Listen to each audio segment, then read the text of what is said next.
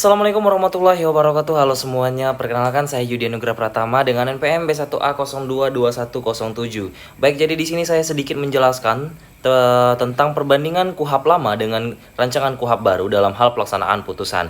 Baik, langsung saja yang pertama kita ke latar belakang. Baik, yang pertama kita masuk pada latar belakang. Jadi Indonesia menjadikan Pancasila sebagai dasar negara dan juga falsafah bangsa yang tercermin dalam setiap sila yang mengandung nilai-nilai luhur bangsa.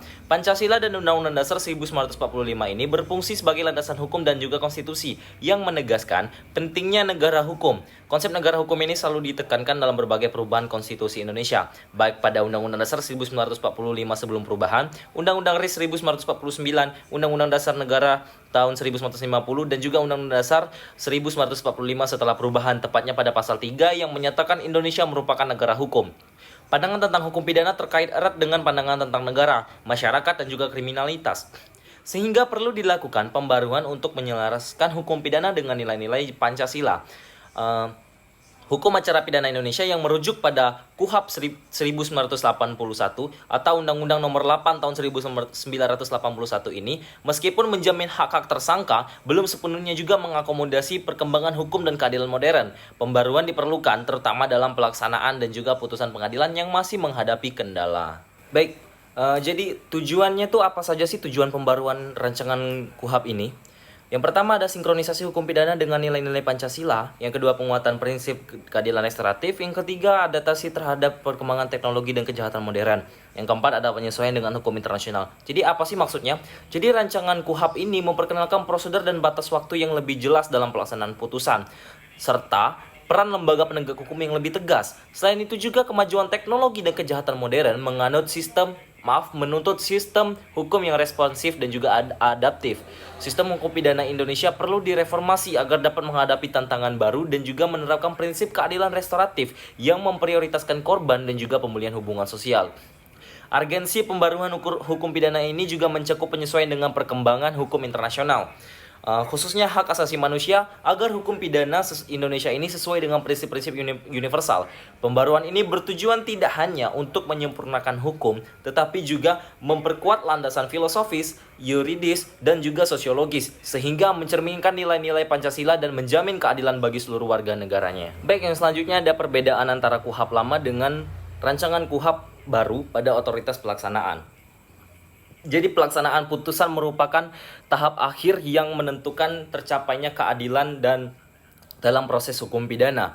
Namun pada KUHP lama atau Undang-Undang Nomor 8 Tahun 1981 ini hanya mengaturnya secara umum melalui pasal 270 tanpa prosedur teknis atau batas waktu yang jelas. Maka dari itu bisa menimbulkan kendala pada penegakan hukum. Mengingat kondisi seperti itu, Mahkamah Agung mengeluarkan surat edaran tepatnya pada surat edaran Mahkamah Agung nomor 21 tahun 1983. Mahkamah Agung berupaya mengisi kekosongan tersebut dengan menetapkan batas waktu pengiriman salinan putusan oleh panitera, namun pengaturan lainnya seperti pelaksanaan pidana denda dan juga perampasan barang dan restitusi tetap terbatas. Rancangan KUHP hadir untuk menyempurnakan itu. Regulasi ini dengan mengatur batas-batas waktu eksekusi dan juga memperkuat koordinasi antar lembaga, memperluas cakupan putusan yang dapat dieksekusi dan memperjelas mekanisme pengawasan guna menciptakan sistem hukum pidana yang lebih adil, efektif dan sesuai prinsip negara hukum modern. Adapun terdapat beberapa perbedaan antara KUHP lama dan rancangan KUHP baru, yaitu yang pertama terkait otoritas pelaksanaan putusan. Pada KUHP lama, pelaksanaan putusan yang sudah berkekuatan hukum tetap dilaksanakan oleh jaksa sebagai pelaksana sebagai eksekutor. Hal ini diatur pada pasal 270 KUHP yang menyatakan bahwa pelaksanaan putusan pengadilan dilakukan oleh jaksa setelah memperoleh salinan dari panitera.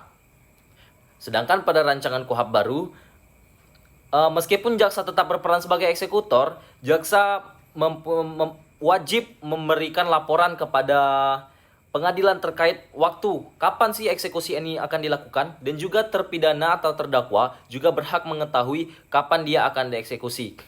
Jadi rancangan KUHP baru ini menambahkan kewajiban jaksa yang seperti saya jelaskan tadi,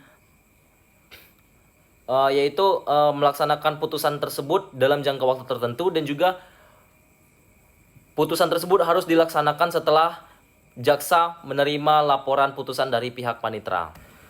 Untuk perbedaan yang kedua yaitu terdapat perlindungan terhadap terpidana. Pada KUHP lama itu perlindungan terhadap terpidana dalam proses pelaksanaan putusan belum diatur secara eksplisit. Hal ini membuka ruang bagi potensi pelanggaran HAM, misalnya dalam hal keterlambatan eksekusi atau eksekusi tanpa pemberitahuan. Yang kedua, sedangkan pada rancangan KUHP baru ini RKUHP memperkenalkan mekanisme pemberitahuan resmi kepada terpidana mengenai waktu pelaksanaan putusan, serta hak terpidana untuk mengajukan kekeberatan administratif dalam hal pelaksanaan yang tidak sesuai dengan prosedur. Ini merupakan bentuk penghormatan terhadap asas due process of law. Yang ketiga, perbedaan antara KUHP lama dan rancangan KUHP baru yaitu terdapat pada peran pengadilan. Pada KUHP lama ini, pengadilan lebih bersifat pasif. Setelah putusan hanya diserahkan saja ke jaksa. Apa sih maksudnya? Jadi maksudnya itu peran pengadilan setelah menjatuhkan putusan cukup terbatas, hanya menyerahkan putusan kepada jaksa untuk dieksekusi. Sedangkan pada rancangan KUHP baru ini, pengadilan wajib memberikan peran yang lebih besar kepada pengadilan dalam mengawasi pelaksanaan putusan. Misalnya, dengan mewajibkan jaksa untuk melaporkan pelaksanaan kepada pengadilan dalam format dan jangka waktu tertentu. Hal ini juga memperkuat prinsip checks and balance antara lembaga yudisial dan juga eksekutif. Jadi pembaruan ini penting di rancangan KUHP baru. Karena pada pelaksanaan putusan pengadilan merupakan tahap penting dalam proses peradilan pidana karena menyangkut pelaksanaan vonis yang telah berkekuatan hukum tetap. Dalam KUHP lama, pengaturannya hanya menegaskan bahwa jaksa sebagai eksekutor menerima salinan putusan dari panitera untuk dilaksanakan tanpa penjelasan dan mengenai mekanisme tenggat waktu atau kewajiban administratif. Sedangkan pada rancangan KUHP baru memberikan pengaturan yang lebih sistematis dan dengan mewajibkan jaksa mengeksekusi putusan dalam jangka waktu tertentu dan melaporkannya kepada pengadilan serta memperkuat pengawasan terhadap akuntabilitas eksekusi. Rancangan KUHP juga meningkatkan perlindungan hak terpidana antara lain melalui pemberitahuan resmi waktu pelaksanaan putusan dan pemberian hak untuk mengajukan keberatan administratif jika prosedur putusan tersebut tidak sesuai. Selain itu, pengadilan kini juga berperan aktif dalam mengawasi pelaksanaan putusan. Tidak hanya menyerahkan salinan putusan kepada jaksa seperti dalam KUHP lama, namun perubahan ini mempertegas prinsip checks and balance antara lembaga yudikatif dan juga eksekutif, sekaligus mendukung pelaksanaan putusan yang lebih adil, transparan, dan juga sesuai dengan prinsip negara hukum. Baik, selanjutnya itu manfaat pembaruan atau pembaruan dalam rancangan KUHP dapat menjawab permasalahan pelaksanaan putusan dalam praktik hukum acara pidana Indonesia. Jadi hukum acara pidana Indonesia ini yang diatur oleh KUHP tahun 1981 atau pada Undang-Undang Nomor 8 tahun 1981 ini telah berusia lebih dari 4 dekade, namun masih menghadapi berbagai permasalahan dalam pelaksanaan putusan pengadilan yang seringkali menimbulkan ketidakpastian hukum. Rancangan Kitab Undang-Undang Hukum Acara Pidana ini yang mulai disusun sejak tahun 2000-an ini bertujuan untuk memperbarui sistem peradilan pidana di Indonesia agar lebih modern, aktif, dan berkeadilan. Pembaruan ini dirancang untuk menjawab problematika yang ada termasuk ketidakjelasan mekanisme eksekusi, putusan, dan koordinasi antara lembaga terkait. Salah satu pembaruan signifikan dalam RKUHP adalah penguatan sistem pelaksanaan putusan mencakup berbagai jenis pidana seperti pidana penjara, denda, kerja, sosial, dan pengawasan. RKUHP juga mengatur tentang pelaksanaan putusan terhadap korporasi dalam berbagai tindak pidana ekonomi dan juga lingkungan. Selain itu, RKUHP ini memberikan perhatian yang lebih pada hak korban, termasuk pengaturan mengenai restitusi dan kompensasi yang sebelumnya terbatas dalam KUHP tahun 1981, serta memperkenalkan pidana alternatif sebagai upaya mengurangi overcrowding di lembaga pemasyarakatan. Dan juga RKUHP ini mengantisipasi perkembangan kejahatan transnasional dan teknologi dengan mengatur pelaksanaan putusan terhadap aset di luar negeri, memperkenalkan sistem informasi terintegrasi antar lembaga terkait untuk memantau pelaksanaan putusan, serta memperkenalkan mekanisme pengawasan yang lebih ketat. Pembaruan lainnya termasuk pengaturan pelaksanaan putusan terhadap anak dan juga pemberian perhatian khusus kepada keadilan berbasis keadilan lokal yang memungkinkan penyelesaian perkara ini melalui hukum adat yang berlaku di masyarakat. Melalui berbagai pembaruan tersebut, RKUHP diharapkan dapat menciptakan sistem peradilan pidana yang lebih terintegrasi dan berkeadilan dengan menjawab permasalahan yang muncul selama ini dalam praktik pelaksanaan putusan. Pembaruan ini memerlukan komitmen dari semua pemangku kepentingan termasuk aparat penegak hukum dan masyarakat agar dapat berhasil diterapkan dan menciptakan sistem peradilan pidana yang juga lebih efektif. Jadi dapat kita simpulkan bahwa pelaksanaan putusan pengadilan adalah tahap penting dalam peradilan pidana, karena disinilah keputusan hakim itu diterapkan dalam kehidupan nyata. Namun KUHP yang berlaku pada saat ini atau Undang-Undang Nomor 8 Tahun 1981 ini belum memberikan pengaturan yang jelas dan juga rinci mengenai pelaksanaan putusan, menyebabkan banyaknya masalah dan praktik seperti eksekusi yang tertunda, ketegangan antar instansi, dan juga korban yang sering terlupakan.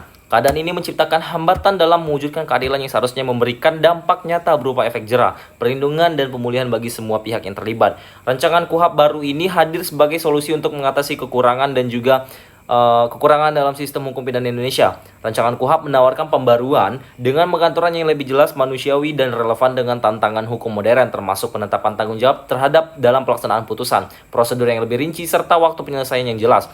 RKUHP juga memperkenalkan prinsip keadilan restoratif, memberi perhatian lebih pada korban dan juga mengakomodasi mekanisme seperti restitusi, kompensasi, dan hak korban untuk mendapatkan informasi.